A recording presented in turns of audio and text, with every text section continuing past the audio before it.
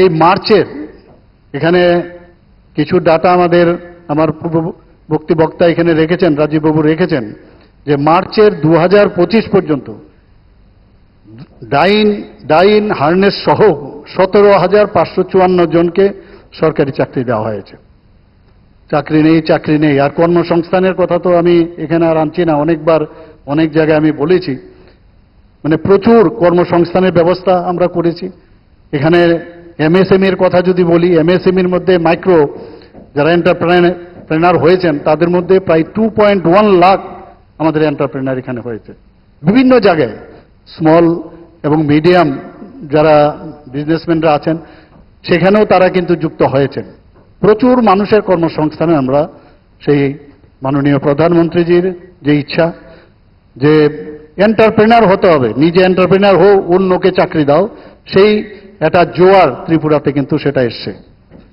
এখানে গত 19 এপ্রিল 2025-এ টিপিএসসির মাধ্যমে নির্বাচিত 11 জনকে স্মল সেভিং ইন্সপেক্টর পদে নিয়োগপত্র দেওয়া হয়েছে।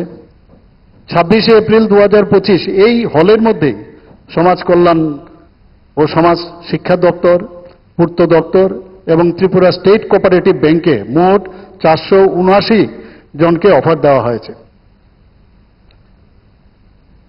30 এপ্রিল 2025-এ এখানে 228 জন শিক্ষকের নিয়োগপত্র দেওয়া হয়েছে।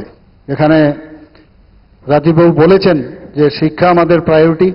সেখানে টেটের মাধ্যমে এত কোয়ালিটিভ টিচার এখন আসছে।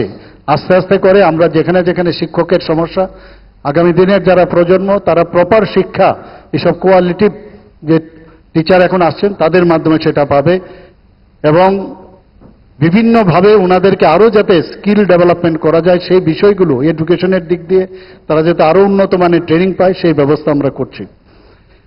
আপনারা শুনে খুব খুশি হবেন যে শুধুমাত্র 2025 সালে